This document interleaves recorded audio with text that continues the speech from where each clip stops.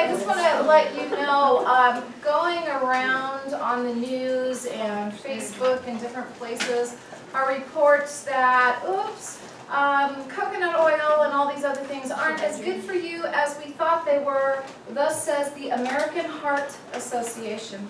However, let me just tell you that the American Heart Association makes most of their money by putting these little labels on food that says the food is heart happy and good for you. And one of the foods that they put their label on is Lucky Charms. Now, I don't know about you, but somehow innately, without knowing anything, I just figure Lucky Charms can't be all that good for you because eating marshmallows for breakfast is probably not all that good for you. By the way, Lucky Charms has a new thing out where if you're one of the lucky ones, you get a whole box of nothing but marshmallows for breakfast. And so they put their little label on that, and now Lucky Charms can say, we're good for your heart, and we're healthy for you, and feed this to your children. And these are also the people who are going around saying that coconut oil is bad for you, and olive oil is bad for you, and you shouldn't eat this stuff. And somehow I have a really hard time believing them, because if people start to understand that all these types of corn products are bad for you, most of the American Heart Association labels are on corn products. So where would they get their money from? They would lose millions of dollars every year. And so these companies do not want you to know what the science is saying. I have a question. You said that they're solid at room temperature, but maybe I don't buy the right olive oil. I've never seen it at room temperature. Is there a certain way we're supposed to be buying it, or? No, olive oil is not considered 100% saturated. There is some unsaturated in it, which is why it's not totally solid at room temperature. That's why. Now, unsaturated fat. An unsaturated fat has a double bond somewhere in the carbon chain. Doesn't really matter where, but as long as there's one double bond in the carbon chain, it now becomes an unsaturated fat. If there are multiple double bonds in the carbon chain, we would call this a polyunsaturated fat. Now, one of the simple ways to tell if it's an unsaturated fat, they are liquid at room temp. Now, by the way, the American Heart Association is also telling you not to eat butter, but to eat margarine. Now, there is nothing natural in margarine. As a matter of fact, the #1 ingredient in margarine is plastic. I don't know how the government says that that's okay to feed us that stuff, but they do. And margarine and all these healthy, artificial stuff is not good for you. And if you decide to change to butter, I highly recommend you find a butter that is from a grass-fed cow. So for instance, I buy all my butter from Ireland, because they sell it here now. It's called Kerry butter, and you can buy it at Costco, and it's pretty inexpensive, and it has no artificial anything in it, no artificial colors or anything, and all their cows in Ireland are grass-fed because they can't grow corn there, and so it's not a problem. Yes, they have it everywhere, and it is a highly recommended type. What's the difference between buying it unsalted and salted? Which one do you want to go on that? Because if you're on a ketogenic diet, it is a diuretic diet, so you want to have the salt in it. So it helps to retain water in your body. That's the other thing too. I passed this out, and on the 27th, we're going to have a guest speaker who will also come and go through the diet with you step by step so that you understand this. Whether you decide to go on it or not, that's up to you. Invariably, I have some students who will go on this diet, and the rest of you will be jealous of those students by the end of the 6 weeks, because they'll probably lose, anywhere from 10 to 20 pounds over our 6-week period. I had several students last semester who went on this diet, and probably all together, one student, she lost 46 pounds.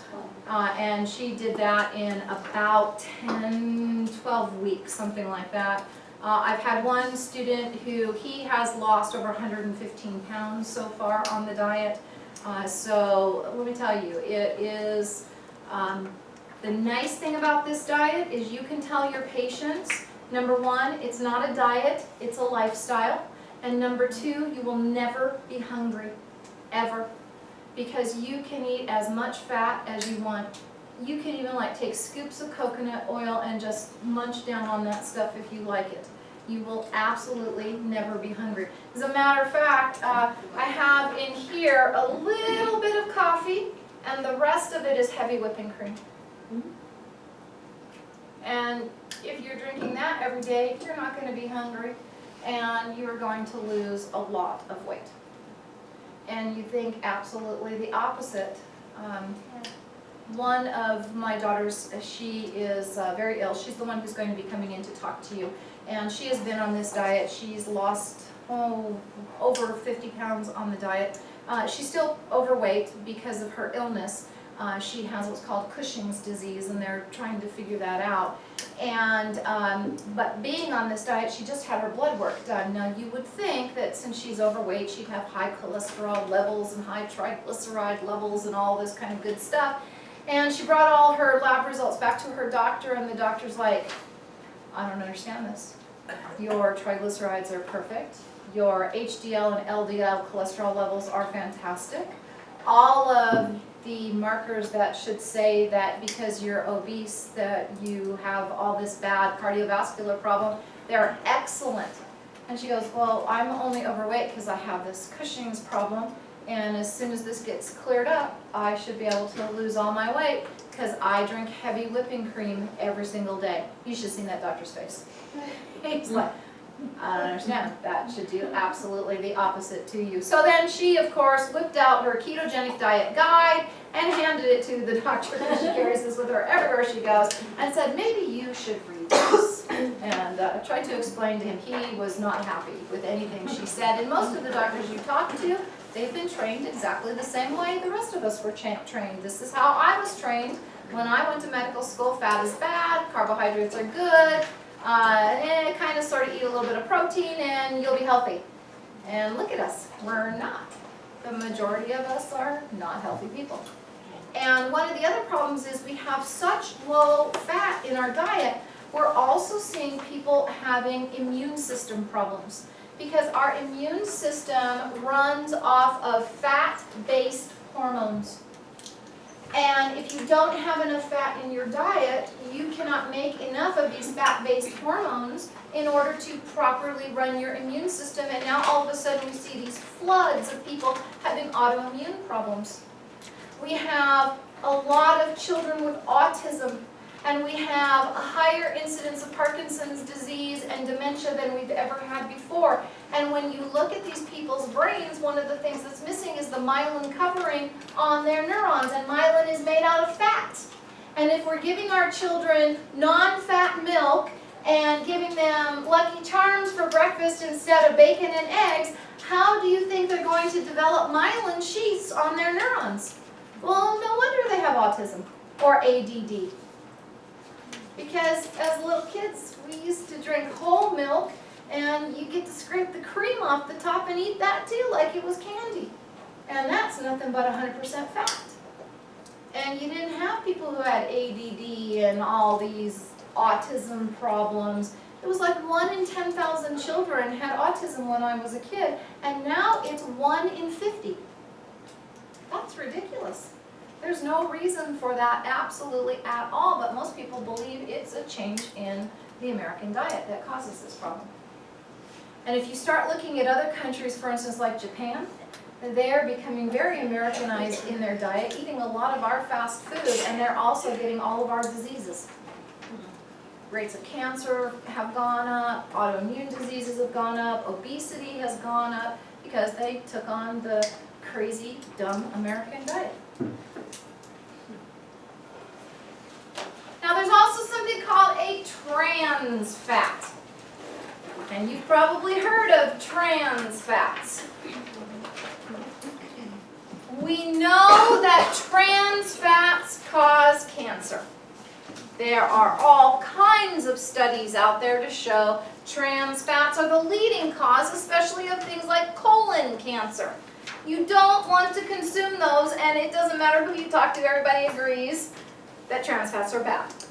Okay, so where do you get trans fats in your diet?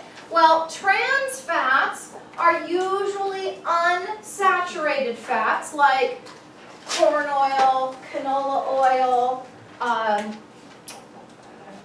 there's another one I was just going to say. Anyway, these types of oils, but then what you do to them is heat them up. So, soybean oil, that's the other big one that's used especially in lots of restaurants. So you take, for instance, McDonald's, okay, and poor McDonald's, they've been absolutely vilified. And many years ago, McDonald's used to use beef fat, cow fat, what we call tallow. They used to use the beef fat to cook their French fries in. And then it's like, oh, you terrible, terrible restaurant, you shouldn't use this saturated fat, you're killing people. So McDonald's said, okay. And they started using soybean oil because it's an unsaturated fat, it's supposed to be really good for you. But here's the problem. When you heat an unsaturated fat up to super high temperatures, it changes shape.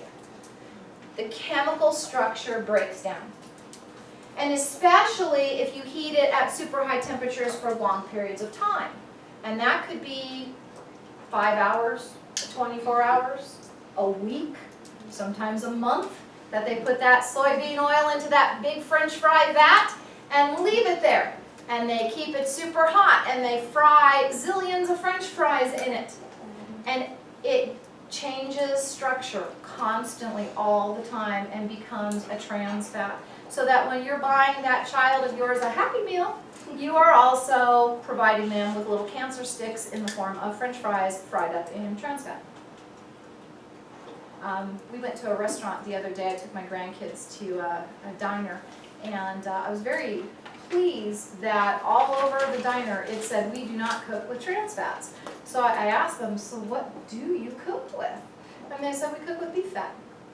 So they have completely gone away from cooking with the unsaturated fat and have gone back to cooking with beef fat. And let me tell you, those French fries were good. Those were some yummy French fries. I'm like, okay, I'm totally willing to eat these now. So we've gone away from the more healthy fats to thinking these other ones were more healthy, but now we found that they are absolutely not. The city of San Francisco has actually banned trans fats in all restaurants. So every restaurant in San Francisco now cooks with nothing but beef tallow. So any kind of fried food is going to be cooked in beef tallow. And many cities are coming around going, okay, we can't do this because this is carcinogenic and we're killing our population. It's a bad thing.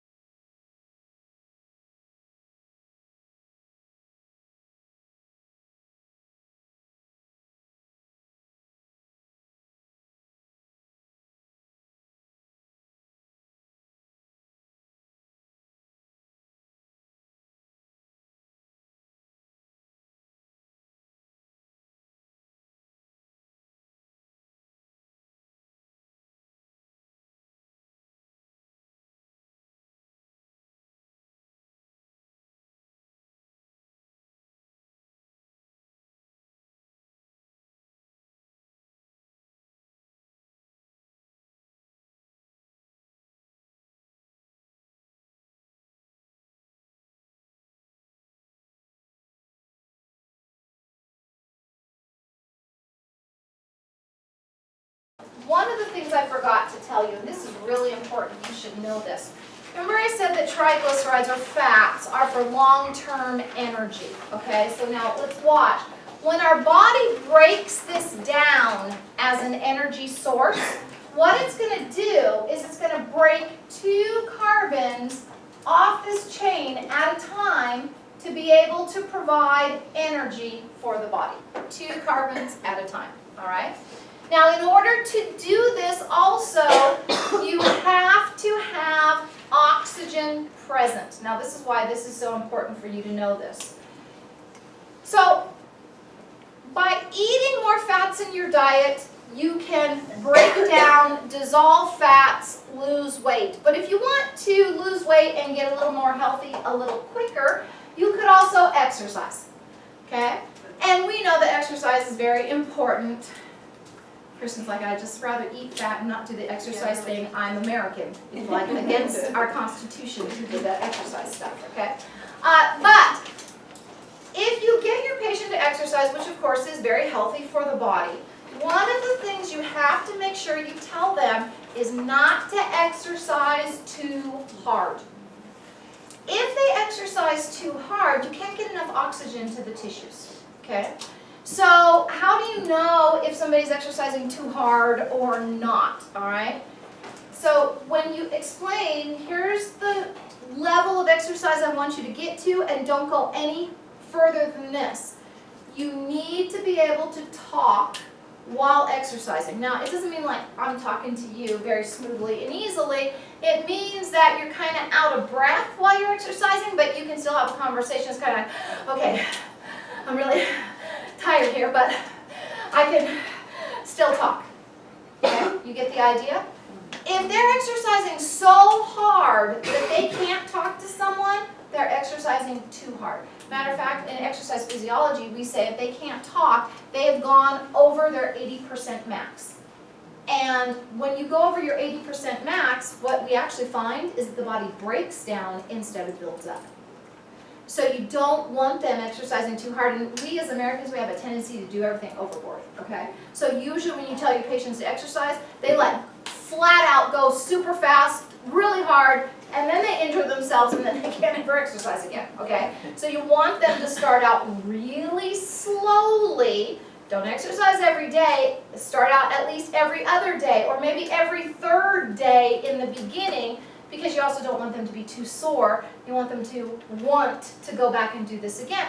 But don't do it very hard either, because if you don't have enough oxygen, we're not able to break the bond to release these carbons.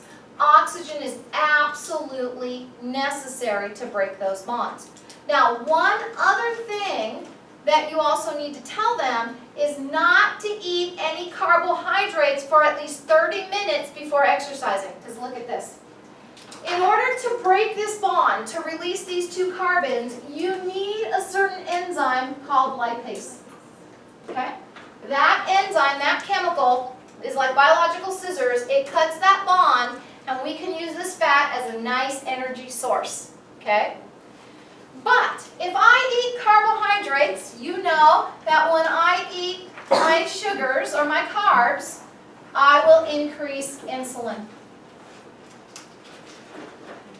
And if insulin goes up, it will decrease lipase.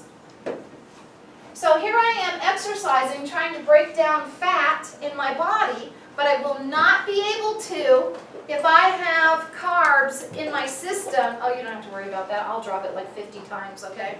I'm just a klutz like that. I might even fall on you too, so just be prepared. So if we eat too many carbs, insulin goes up and that inhibits lipase and we can't break down fats. So you want to tell them don't eat carbs for about 30 minutes before and about maybe 30 minutes after exercise to help you get the maximum fat burning that you should be able to get while exercising. Now, if I exercise for 10 minutes, as long as I don't eat a ton of carbs afterwards, I will actually burn fat for about an hour.